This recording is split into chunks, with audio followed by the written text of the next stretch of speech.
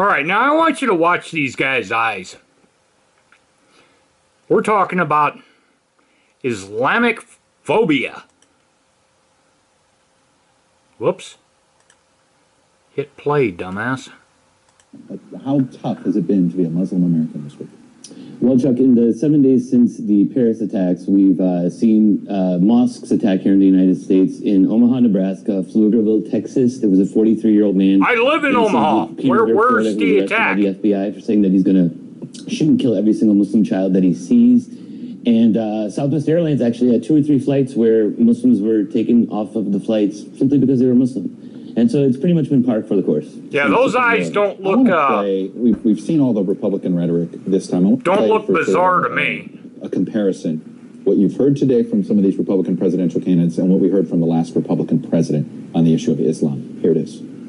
I watched when the World Trade Center came tumbling down. Go Trump, baby. And I watched in Jersey City, New Jersey, where thousands and thousands of people were cheering. The face of terror is not the true faith. Oh yeah, let's blame Bush. Bring him into it. That's not what Islam is all about. Islam is peace. That would be like saying we weren't at war with Nazis because we were afraid to offend some Germans who may have been members of the Nazi party and violent themselves. Get out of here, Rubio. You're a Cuban. When it comes to the common rights and needs of men and women, there is no clash of civilizations. Oh, blame Bush again. A rabid dog. Oh, it's the rabid dog comment on Carson. Probably not going to assume something good about that dog. Let's take that out of context. And we welcome people of all faiths. Yeah, we do. And we're not going to let the war on terror or terrorists cause us to change our values. Arsalan, what did the Bush White House do? But Obama does. Behind the scenes to make sure they got this right. Well, I think, what George W. Bush said after 9/11 in terms of showing solidarity with American Love Muslims, those eyes. Sadly, he'd be considered an outcast in I trust this Republican dude. Party. I mean, 100%. We see people like Donald Trump saying that we should have a database of all American Muslims. I wonder if the 2 Muslim members of Congress, my buddy Keith Ellison and Andre Carson, would they be in that database with Muhammad Ali, Kareem Abdul-Jabbar, funniest guy in America, Dave Chappelle? We talk about okay, so you named Muslims. 3. Would that be similar to the yellow stars of David that many Jewish people have to wear in Nazi Germany? Would it be a yellow crescent this time?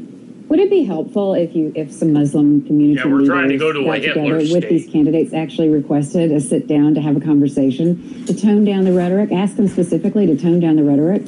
And has anything like that taken place that you know of? Kathleen, during the 2008 presidential campaign, when there were whisper campaigns going around of Barack Obama being some sort of crypto-Muslimentarian candidate, you didn't see anybody, speak out against that until Colin Powell actually came on this show to tell his fellow Republicans to shut the hell up. We need allies from outside of the community. We need people, to speak on the behalf of American principles of tolerance and pluralism.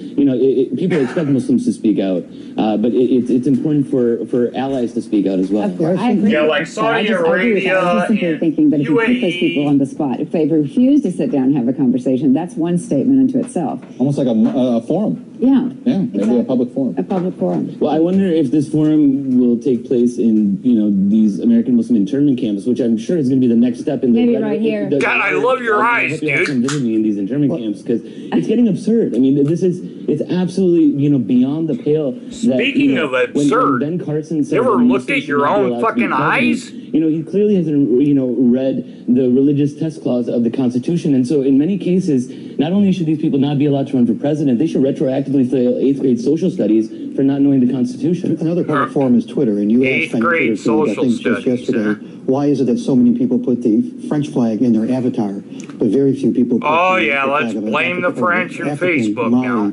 In their Twitter feed. You answer that question. Why do you think so few people have rallied behind Mali in that public of a way?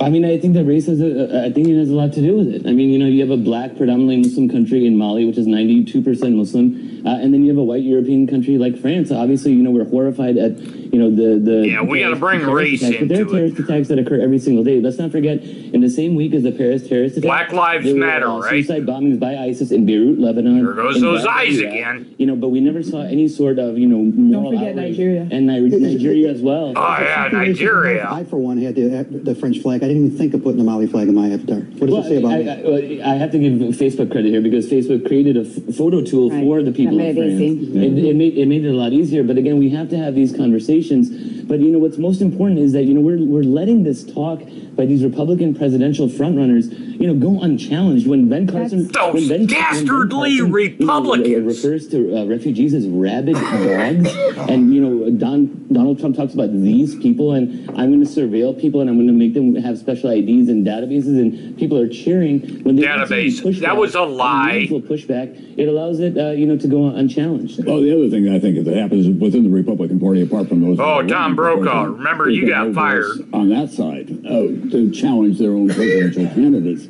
And the president, I think, has made a mistake by just saying... No, the president can't make a mistake. Actually, there's palpable fear out there. He ought to engage the American people in a dialogue that goes beyond just some kind of a statement from far-off Asia when he's talking about what we can do. I think, though, that there's also a responsibility in the news media to make sure that we're covering these events, we're covering this stuff the way it is happening. For instance, it's almost time for Black Lives Matter. Between Syrian refugees and the attack in Paris, okay? Nobody is out, these guys are Belgian and French nationals. They're not Syrian refugees. We don't have a link to that yet. And yet all of this rhetoric, we're not, I would love to see the two press... passports, There's a rumor of a passport. That's it. That's it. Right. Well, I agree. I mean, but listen, when Donald Trump talks about security or Ben Carson, we're talking about 3-year-old orphans who are orphans and refugees because of American policy. Yes. Oh, yeah.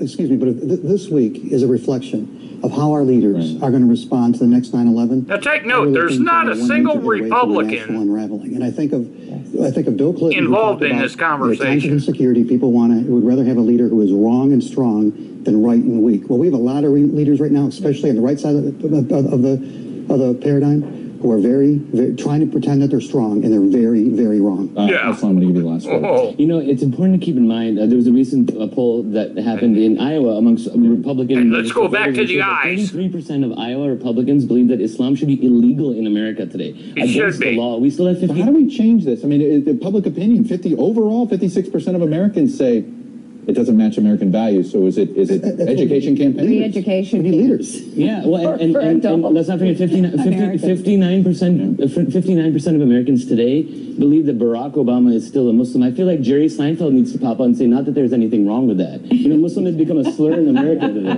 It is. Well, Arslan Ifkhar, thanks for coming. My pleasure. Good to see you. Always good. Had you on the show. Yeah, thanks, freak boy. Appreciate it. We're going to have more. Thanks, Chuck Todd, for all your fucking bullshit. How much do we have to fear about ISIS using the Syrian refugee crisis to slip terrorists in the United States? Yep, that's what they're going to do. Get over it. Are not refugees. It's visas. I'll explain.